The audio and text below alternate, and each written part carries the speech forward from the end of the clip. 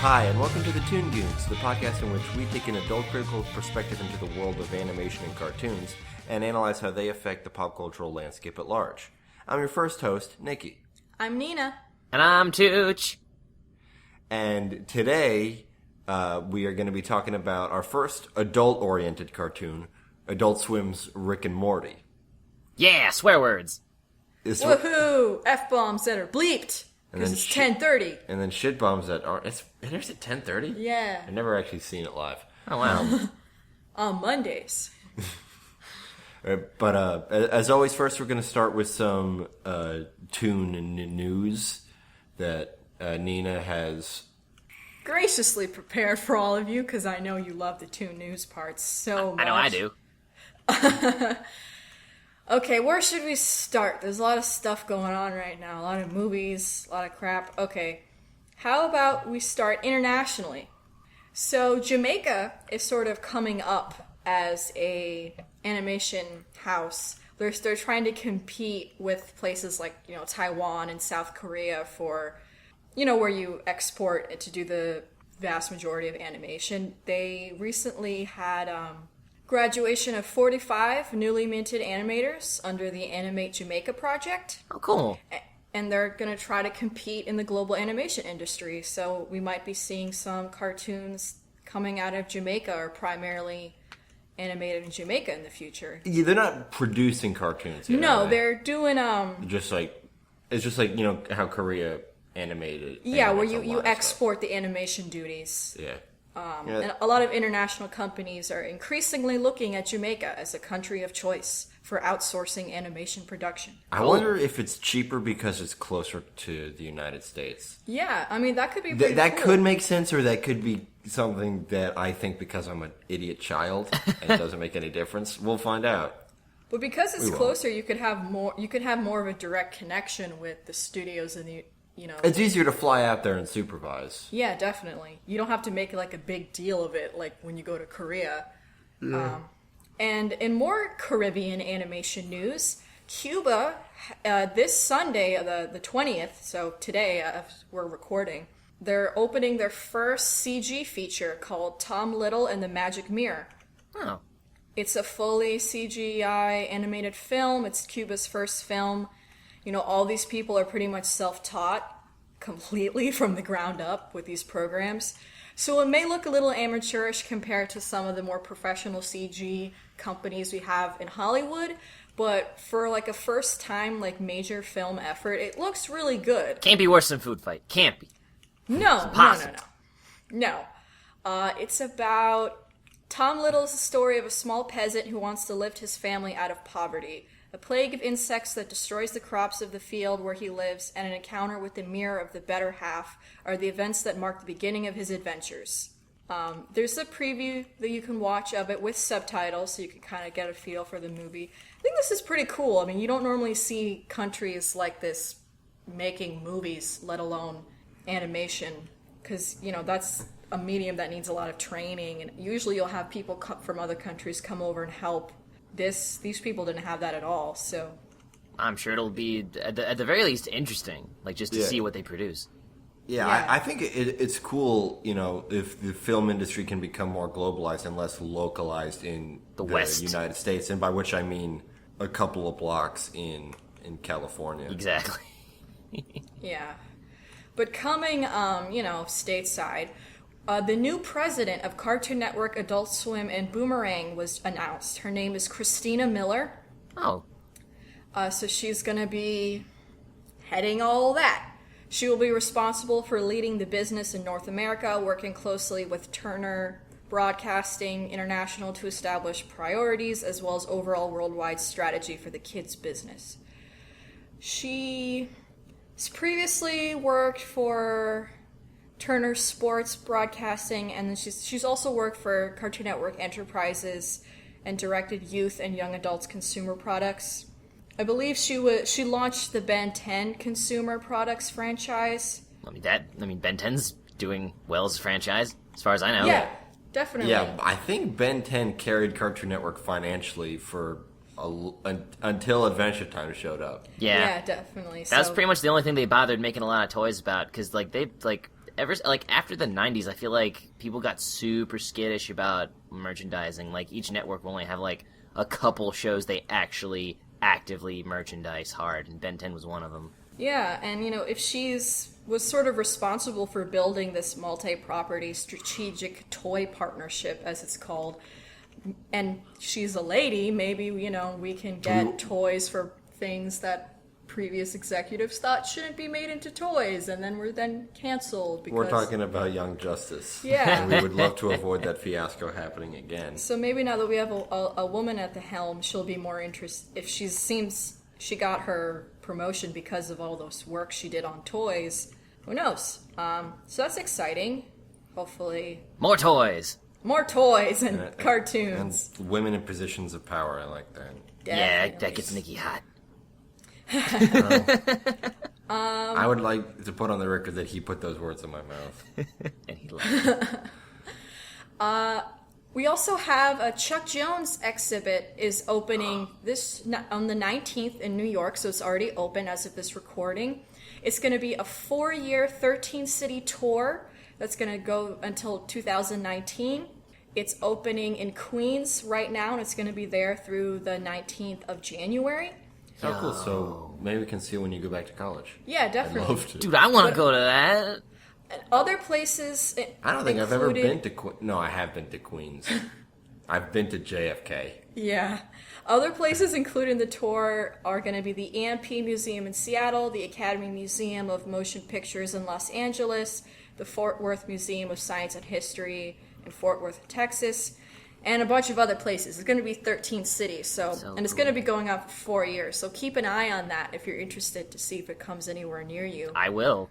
I'm very excited. It's going to feature 23 animated films and more than 125 original sketches, drawings, storyboards, production backgrounds, cells, photographs, all that great stuff.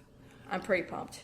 Yeah, Chuck Jones, obviously, he was a genius and he produced some of the greatest Warner Brothers cartoons ever made. But he was also, when I was a kid, the first singular person I ever, creative person ever singled out as being responsible for it. Like, whenever I would watch old Looney Tunes on Cartoon Network, if I saw it directed by Chuck Jones, I knew it was going to be a good one. And that was the first time I ever recognized me too. The people responsible for it. He was because he was one of those early names, because most of the time when you see credits, your eyes just kind of blur over and they're just names that you don't even think about, because cartoons are just gifts from the heavens. They just appear. And as a kid, funnily enough, the names I noticed were him. And then, I only knew who Tex Avery was, because at one point, he put his name on, he got, his own, there was, a Tex Avery short, show of skits shows in the 90s, and it was specifically called, Tex Avery's whatever, something or such. But, funnily enough, a name I remember I kept seeing throughout my childhood and didn't even know who she was until much later in life was Andrea Romano, who is, a casting, just because, she casted, everything in the DC animated universe, so her name was in the credits of every show. Yeah, I got to see her at a panel. I got to see her at the What's That Voice panel in last New York Comic Con. It was really awesome. That's a John DiMaggio thing? That was a John DiMaggio. For I Know That Voice? I Know That Voice, yeah. With him, Andrea, and Rob Paulson. Oh, that's so sweet. It was great. I was so happy. That's super cool. With blah, blah, blah. Okay, so we have some more news on, movies coming out. Big Hero 6 is inching ever closer. I'm so psyched. That trailer looks really cool. That robot's great. The Japanese trailer was also released, which, if you didn't know, Big Hero 6 is based on a Japanese comic, where all the characters are in Japan and Japanese, so they're gonna... Well, actually, it's based off a Marvel comic. Yeah. That sort of takes place in, a quasi-Japan, kind of. Yeah. There's been accusations of whitewashing as there are whenever Disney does anything, and I haven't looked into it. I don't know the validity. I'm just so tired of that shit. I'm going to let other people argue it out. Yeah, they did release the Japanese trailer, for internationally for everybody to see. So they're definitely going to push it in Japan It's still a lot. Yeah, and it is a mostly PAC cast. Yeah, it looks like a lot of fun. I love that robot. Yeah, that robot's super great. Baymax is adorable. In more Japan animation news, when Marnie was there, which we talked about before, not only got its final trailer released, but it's also been released in Japan right now. So Aw, snap! that should be coming out for everybody soon. Very excited. Also, Princess Kaguya, which was the last film by Isao Takahata, the other half of Studio Ghibli that people don't talk about as much and most people don't know exists. His film is finally going to be distributed soon in English language, and the English cast was announced. It's going to have stars like Cole Grace Moritz, James Caan, Mary Steenburgen, Darren Criss, Lucy Liu, Hayden Walsh, George Segal, James Marsden, Beau Bridges, Oliver Platt, Daniel Day Kim, John Cho, Dean Cain, and Emily Bridges are the names that we know. Yeah, and it stars who again? Chloe Grace Moritz. Yeah. That was Hit Girl, right? I heard Hayden Walsh. I'm sold. Yeah, she's going to be in it. Yeah, that's Hit Girl. Oh, cool. And Lucy Liu. Yeah, hella.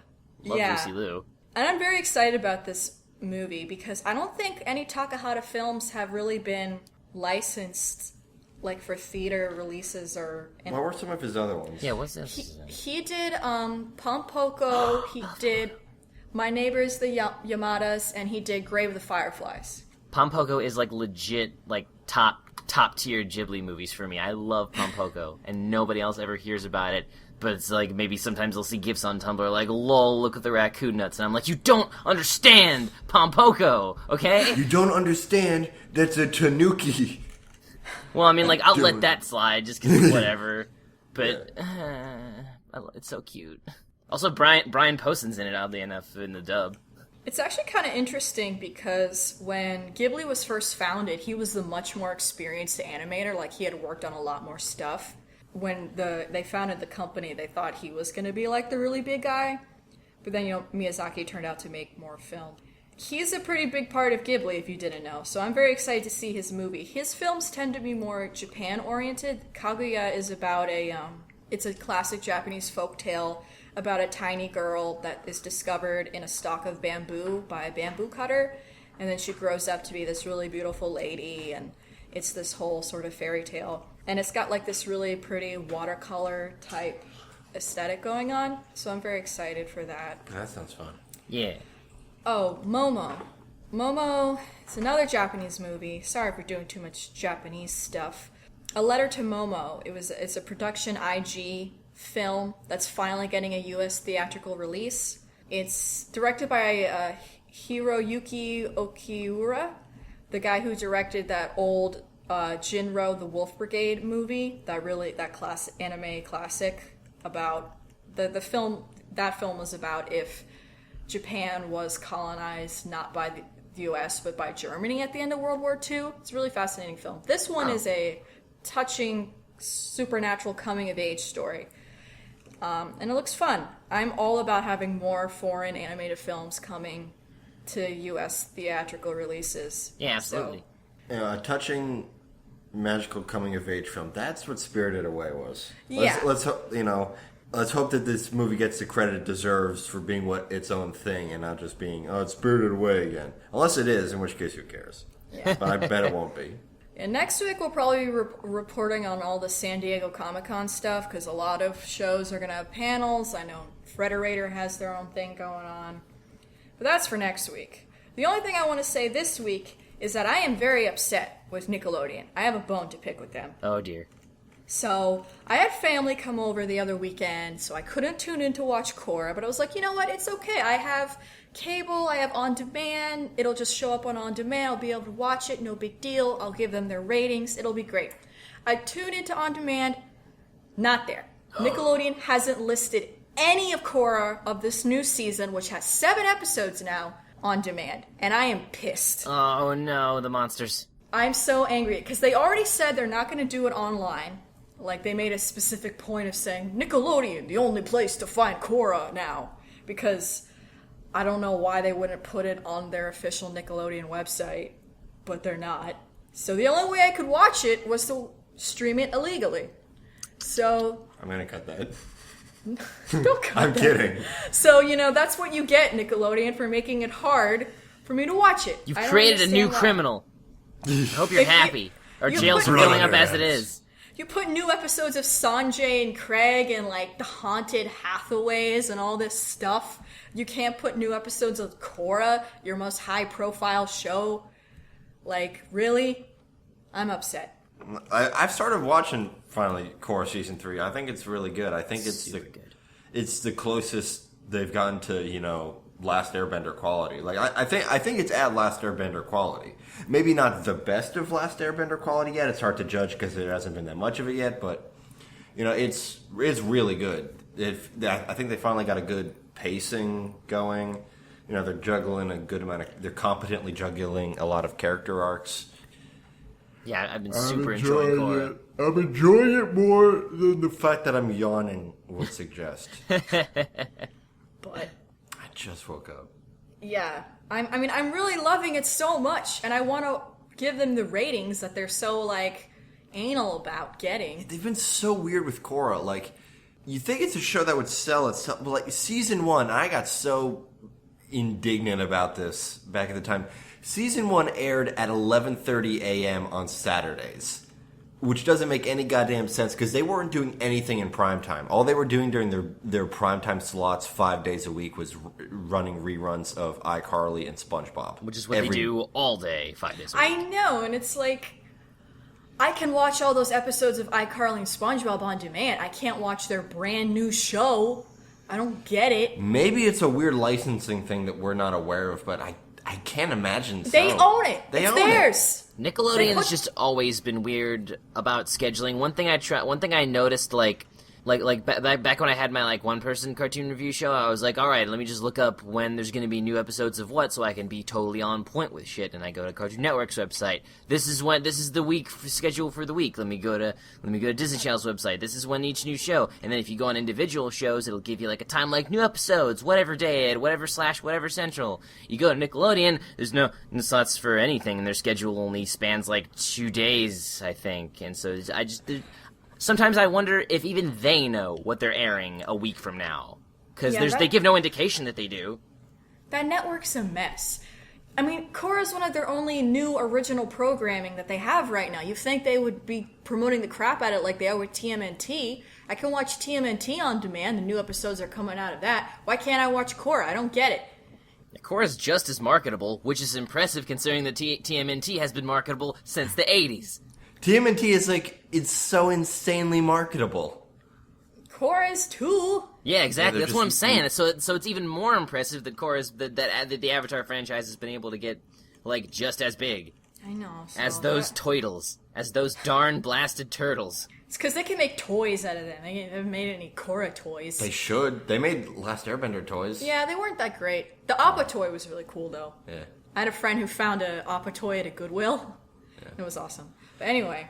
So now that I've finally caught up with it, I'm actually not entirely caught up, but we'll talk about Korra in detail a little bit later on. Yeah. It definitely does. Definitely of deserves course. to be talked about. It's one of the biggest shows, period, on TV right now. Yeah. The only other thing that happened that I took note of was that not Manly, that hasn't come out yet. Chainsaw Richard on Cartoon Hangover Frederator channel dropped. Done primarily by Christopher Reineman of Feel Afraid, the webcomic, and also a lot of the backgrounds were done by another cartoonist I like by the name of Ryan Andrews. It was a very cute little short. A lot of the art design was fantastic. That Spider Queen was incredible. Yeah. Yeah, the art design to me was probably the best part of the whole thing. You know what I think for cartoon? I had this realization. You know what I think Cartoon Hangover might be at this point? I think it might be like a pilot / short cartoon showcase kind of thing. Like, oh yeah, cartoons or what a cartoon. Yeah, that was that Cartoon Network's answer to that. Well, yeah. I think what a cartoon came first, I believe. Well, but that was the CN's, right? Yeah. Yeah. So it was just a lot of pilots, essentially, most of which didn't go anywhere. You had your Fairly Odd Parents, you had your Powerpuff Girls, you had your Dexter, and to jump a pretty big gap of quality and notability, Chalk Zone. Mm-hmm. My Life as a Teenage Robot. Well, that was Adventure Time. Originally was showcased on one of those. Oh yeah, Adventure Time was originally on. Oh yeah, he pitched it to Nickelodeon first, and Nickelodeon was like, "No, because we're dumb." Pilot was weird though. Yeah, but still, it was Adventure fun. Time weird. It was before its time. Cartoon Network saw the potential. Yeah. And that's why Cartoon Network is really doing a great job. That's why Cartoon And Network... Nickelodeon is totally dropping the ball everywhere. That's why it's the network of They've cartoons. only got 2 balls, and they just keep dropping them. They're dropping them and, like, running to pick them up and kicking them. Yeah. I can't hold all these SpongeBobs and pick up this ball at the same time. You have to drop the SpongeBobs. No. Everybody else has Nick. Yeah, I mean, when I want to watch SpongeBob, it's all the new SpongeBob. I don't want the new SpongeBob. I don't want the I post-Hillenburg want the old SpongeBob. At this point, SpongeBob is The Simpsons. Yeah. I think the new Simpsons is more watchable than new SpongeBob. Yeah, Bold new claim. SpongeBob is It's just crazy. lifeless. But yeah, I haven't watched Chainsaw- SpongeBob in years, so I wouldn't know. I'll take your word for it. My favorite thing about Chainsaw Richard, though, is the tiny ghost is voiced by Ashley Birch of Hey Ash, What You Playing? Yeah. Oh, yeah. Tiny Ghost was great. Wasn't she in a recent Adventure Time? I don't know, but I also know that she voices Sasha in the dub of Attack on Titan. That's her other claim to fame. Oh, cool. But yeah, I mean, I love the look of Chainsaw Richard. I wasn't really digging the plot that much. Mm-hmm. It was alright. I didn't really like the Ramses kid, or at least his voice actor. Whoever was playing him seemed really kind of obviously reading lines. Yeah. I mean, I think it was because it was a young kid, but still, it kind of didn't really do it for me. That world looked really cool. Oh, yeah, it does. Ashley Birch was breezy. Oh, and she was also Miss Pauling in the TF2 in the Team Fortress 2 short Expiration Date that recently came out. I love that short. She's getting places, and I love it. So Anyways. yeah, a lot of cool stuff's happening. No bad news this time. Nobody died. Everything's great. All right. Now, let's go into the show.